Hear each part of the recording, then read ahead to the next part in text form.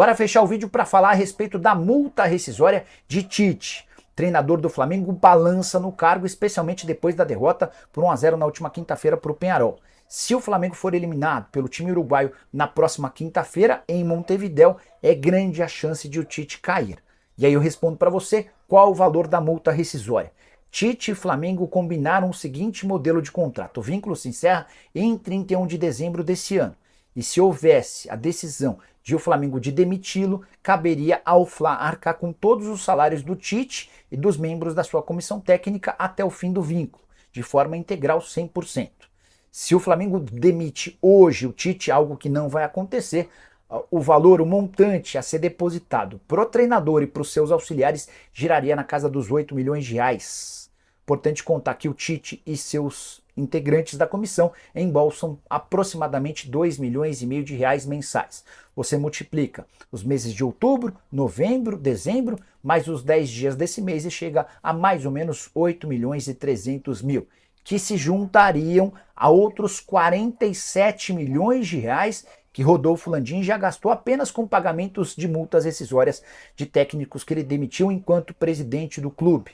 Foram eles: 11 milhões e 400 mil para Domenech Torrent, 3 milhões de reais para Rogério Ceni, 7 milhões e 700 mil para Paulo Souza, 15 milhões de reais para Vitor Pereira e mais 9 milhões e meio de reais para 3 milhões de reais para Rogério Ceni, 7 milhões e 700 mil para Paulo Souza, 15 milhões de reais para Vitor Pereira e mais 9 milhões e meio de reais para Jorge Sampaoli. Dorival Júnior e Renato Gaúcho saíram sem pagamento da multa, até porque deixaram o clube no fim do contrato. A saideira sobre o Flamengo, o rubro-negro decidiu jogar com um time completamente reserva diante do Grêmio nesse domingo, decisão tomada pela diretoria em consenso com a comissão técnica. A prioridade é a classificação na Libertadores da América. 12 jogadores do Flamengo viajaram para Porto Alegre. São eles o goleiro Rossi, os laterais Varela e Alexandro, os zagueiros Fabrício Bruno, Léo Pereira e Léo Ortiz. Os volantes Pulgar e Gerson, os meio-campistas De La Cruz e Arrascaeta, além dos atacantes Gonzalo Plata e Bruno Henrique. Os jogadores chegam para a reta final do ano, mas mesmo assim o Flamengo demorou para ir à janela, tinha problemas já muito graves, muito expostos, muito já evidentes, e o Flamengo demorou para ir à janela. Então tem culpa para todo mundo aí. E isso tudo dito, o Flamengo não está eliminado da Copa Libertadores. Não é impossível o Flamengo ir lá e ganhar do Peñarol. É muito difícil, o Peñarol está invicto em casa. A julgar pelo jogo de ontem é muito favorito, mas impossível não é. Ramon, boa tarde, bem-vindo à Seleção. Boa tarde, Rizek, Martim, Henrique, todos que estão com a gente. Pegando o gancho que o Martim falou na questão Flamengo jogar fora de casa, né? O Flamengo nessa Libertadores não ganhou fora de casa, empatou com o Milionários, perdeu para o Bolívia, perdeu para o Palestino. Perdeu 2 vezes do Bolívia. E perdeu, exato. São 4 derrotas. Exato. Fora de não casa. venceu fora de casa. E na história, para quem gosta de dados e números, né? Nunca venceu o Peñarol na história da Libertadores, não fez gol. Isso é uma coisa que chama muita atenção. E em relação a dividir culpa, concordo com essa questão que tem que ser distribuídas as culpas, mas o começo do jogo, para mim, o Tite já chama uma responsabilidade para ele que não precisava, que é de colocar o Léo Ortiz no banco. Essa questão, assim, do campo fala, do merecimento, ontem ele foi contraditório, porque o Léo Ortiz, vamos pegar um recorte curto, né? Pós-data FIFA, Bahia e Vasco. Os 2 jogos no meio de campo tinha o Léo Ortiz. Vinha jogando bem. Para mim, enquanto o Bahia foi o melhor jogador do time, ao lado do Everton Araújo, que jogou muito bem também, o garoto. E contra o Vasco, também jogou muito bem. Poderia ter repetido esse meio de campo, Pulgar e Léo Ortiz ontem, deixando o De La Cruz, voltando de lesão, depois de ficar muito tempo inativo, para o segundo tempo, 25, 30, 35 minutos, a depender do que aconteceria no jogo. Mas, enfim, daqui a pouco a gente debate mais, eu tenho que passar a bola para o Rick, daqui a pouco, senão eu vou ficar falando aqui. Pro azar do Tite, essa decisão que ele tomou de escalar o Pulgar, confesso, sim, antes do jogo, não achava um erro. Então, assim, não vou aqui ser oportunista e falar, errou. Inclusive, assim, achava normal jogar o Pulgar. Mas, para o azar do Tite, o jogador que ele escolheu e que muita gente questionava, que deveria ir para o banco, que estava em uma fase, acaba errando o passe que culmina com o golaço, porque foi um golaço, hein? A gente tem que falar também do time bem treinado e organizado que é o Peñarol e abriu o placar com um golaço para o azar do Tite. iniciado com uma falha do Pulgar. Richarlison, boa tarde, bem-vindo à Seleção. Boa tarde, Zeke, Martim, Ramon, a todos que nos assistem. Cara, eu fico muito triste, na verdade, quando eu vejo esse Flamengo não funcionar. É assim, eu que sou um cara que gosto muito de futebol e quando eu olho para esse time do Flamengo e vejo tanta qualidade junto, eu não posso colocar a culpa só no treinador. Eu sei que ele tem uma parcela de culpa muito grande, porque é ele quem é o comandante dessa equipe, mas não dá para deixar de fora jogadores como Arrascaeta, como Gerson, como De La Cruz, que estou falando de ontem só, que não funcionaram e num jogo de tanta importância para o Flamengo, eles têm que fazer algo diferente. E aí o que eu venho na minha cabeça é o seguinte, é claro que o potencializar esses jogadores parte do treinador. É ele que tem que fazer com que esses jogadores tenham algo diferente para fazer num jogo que começou estranho. Porque se você pegar o começo do jogo, o Peñarol tem 2 oportunidades antes de fazer o gol. A segunda, então, é de um time que está totalmente ligado. Quando o cara tenta lá de fora, lá do meio campo para fazer o gol. Então, assim, talvez essas coisas que aconteceram, e a declaração do Arrascaeta no final do jogo, falando que quando o Flamengo toma o gol, se descontrolou, eu não posso aceitar isso do Arrascaeta. Até porque o gol foi muito no começo, faltou 80 minutos Não, pra jogar. eu não posso aceitar de um jogador como o Arrascaeta falar isso, com todo respeito. Aliás, assim, é um baita gol, né, cara? É um baita gol. De um time muito consciente, muito calmo, muito organizado. O Flamengo correndo para trás, né, Muito ajudado esse é o problema. pela desorganização do Flamengo. Correndo para trás, total.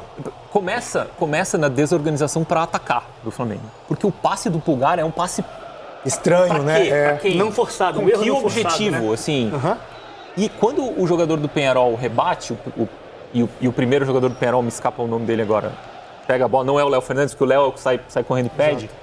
O Flamengo tem 7 jogadores à frente da linha da bola. Um time do Tite, com 7 jogadores à frente da linha da bola, é algo assim... embora seja uma jogada totalmente diferente, mas é o gol da Croácia na Copa do Mundo, com 12 minutos de jogo, não faltando 4 para acabar. E já a gente analisa esse gol com calma. E o que se viu nos 80 minutos de jogo, depois do gol, foi um Flamengo que cruzou bolas na área, levando perigo em algumas, como essa do Bruno Henrique, mas um Flamengo que viveu na base de cruzamentos ontem. Ao contrário do Peñarol, que quando contra-atacou foi de pé em pé, né? O Flamengo viveu muito com cruzamentos para a área. Essa é uma boa chance também criada pelo gesto, 40 cruzamentos no jogo. E veja como o Peñarol, quando contra-atacava, levava perigo, cara. Assim, 1-0 é horrível, né? Um resultado péssimo. Não seria nenhum absurdo se o Flamengo saísse do Maracanã com um prejuízo ainda maior, cara. O Flamengo desde o começo parecia afobado, parecia um time tenso, assim. Inoperante, assim, meio sem saber o que fazer, né, cara? E com poucas ideias mesmo, assim. Afobado, tenso. Pouquíssimas. É difícil a gente ver um time do Tite assim, né? E o Flamengo cruzar 40 vezes, né? A gente vê quando um time cruza 40 vezes e não acha soluções para poder quebrar essa boa defesa do Peñarol ontem, a gente precisa restar bolas alçadas na área, assim, fica complicado, né? Mesmo não tendo espaço, eu acho que a escalação do Alexandro, como você falou, na segunda partida, já começando, eu acho que também poderia ter sido repensada, né? Dando em conta que... Quando eu estou falando que o prejuízo poderia ter sido maior, é que se um desses contra-ataques, uma dessas bolas entra, cara, 2-0, Peñarol, aí, cara, realmente teria áreas de incontornável, né? O resultado. E eu digo essa questão do Alexandro porque o jogo pedia, todo mundo sabia que o Peñarol vinha com 2 linhas de 4, bem compactados, com seus pontas se jogaram muito bem ontem, no tanto que os dois saíram juntos, né? O Aguirre trocou basicamente essa segunda linha de 4 inteira de uma vez, repondo um do meio de campo, os dois homens que faziam o lado de campo, porque eles estavam marcando muito, e o Flamengo precisava de profundidade, alargar essa defesa. No tanto que o Wesley entra, começa a melhorar um pouco o jogo. Olha a posse de bola, Ramon, 76% do tempo a bola ficou com o Flamengo. A questão é o que ele fez com a bola durante esse tempo. Não, eu confesso, eu vi 3 jogos do Peñarol no ano inteiro. Os 2 contra o Galo e esse contra o Flamengo. Em todos, primeiro ele perdeu 3-2 aqui, né, em Minas, naquele início de trabalho do Milito, que o Atlético vinha jogando uma bola, assim, muita bola, vinha amassando, né, dominava em posse de bola, dominava em volume, ok, foi 3-0, mas aí foram 2 gols relâmpagos, assim, no final do jogo, né, e tomou uma pressão no finalzinho o Atlético, mas venceu por 3-2. No jogo no Uruguai, foi 2-0, com a posse de bola de 76% pro Atlético Mineiro. 2 rebotes, né? 2 rebotes em chutes do Léo Fernandes. Exatamente.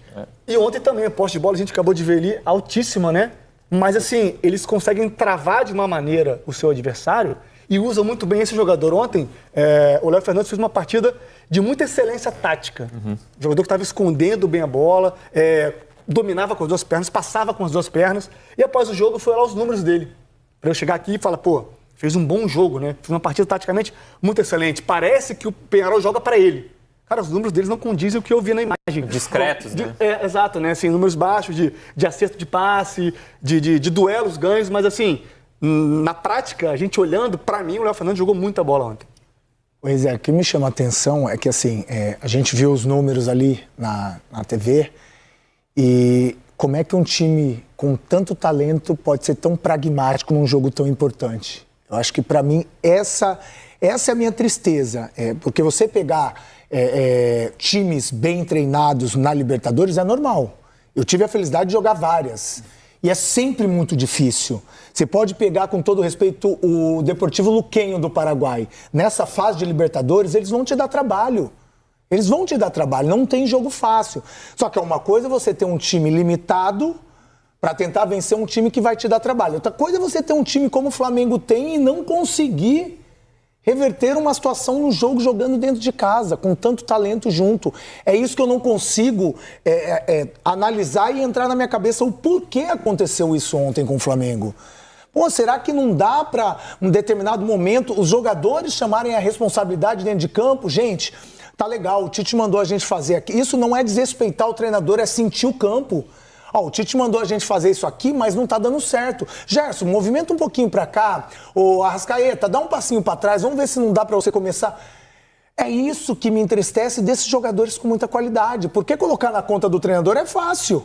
Porque é ele que escalou, é ele que teve tempo de trabalho, tem as lesões, os desfalques, o Pedro fez falta, o Luiz Araújo fez falta. Legal. Mas aí saiu o Pedro, entrou o Bruno Henrique. Saiu o Luiz Araújo, entrou o Plata. Muda alguma coisa? Talvez a sequência de jogos, que um ou outro não tenha. Mas a qualidade continua ou até aumenta. Porque você vê que são características diferentes. A cabeçada do Bruno Henrique, possivelmente o Pedro não teria dado aquela cabeçada. Muito bem posicionado como o Bruno Henrique. As jogadas que o Plata faz, individual, com força, o Luiz Araújo não faz daquele jeito. Então, é muita qualidade para pouca produtividade. Isso que é Vamos debater essa qualidade. A gente, nos últimos anos, tem repetido muito sobre isso. O elenco do Flamengo, um clube de arrecadação bilionária. O Flamengo hoje está com muitos problemas no seu elenco, né? Quero mostrar a escalação inicial. O Flamengo hoje não tem o Pedro, não tem o Cebolinha, não tem o Luiz Araújo. É um time que está colecionando problemas no seu... Eu vou te mostrar nesse vídeo uma forma de você fazer de 2 a 5 mil de salário apenas usando uma inteligência artificial. O departamento médico não tem o Michael, que seria uma opção para escalar ali. Peço que a gente coloque, por favor, a escalação inicial Vinha, que não joga mais na temporada. A escalação inicial do Flamengo, que tinha em campo o Rossi, o Varela, Fabrício Bruno, Léo Pereira e Alexandro. É a defesa hoje titular do Flamengo. Nesse caso, é a defesa titular. Aí você tem De La Cruz e Pulgar, são os volantes titulares do Flamengo, certo? Né? Certo. E aí começam os problemas, porque o Arrascaeta, obviamente, não está bem fisicamente, isso ficou muito claro. Ali do lado esquerdo, o Plata não era... O Plata hoje seria o quê? A terceira opção? A primeira era o Cebolinha, a segunda era o Bruno Henrique e agora é o Plata recém-chegado. Ainda tem Michael, ainda tem Luiz Araújo, que tudo bem, jogam mais pela direita, mas... Aí Gerson e o Bruno Henrique de centroavante, porque ele perdeu o Pedro, não pôde relacionar o Gabigol. Esse foi o Flamengo escalado. São muitos problemas, você afeta o entrosamento, mas é óbvio que você vê no papel e fala, cara, é muita qualidade. É muito mais qualidade, por exemplo, do que o Peñarol. Né? Sem dúvida. Só que o Peñarol mostrou um entrosamento, uma qualidade de jogo, uma consciência que, apesar do volume de posse de bola do Flamengo, o Flamengo não conseguiu ter. E aí o Tite fez as seguintes alterações. Vou mostrar como é que estava o banco do Flamengo e quem ele colocou a campo. Acho que o Flamengo não tem um grande banco hoje, sinceramente. Um banco que você fala assim, nossa, que opções maravilhosas para mudar o jogo. Eu acho que ele não tem hoje. Então ele colocou o Wesley no intervalo, colocou o Léo Ortiz aos 24 do segundo tempo, colocou o Ayrton Lucas aos 15 do segundo, O Carlinhos aos 15 do segundo também e o Alcaraz aos 11 do segundo. São as alterações que ele fez.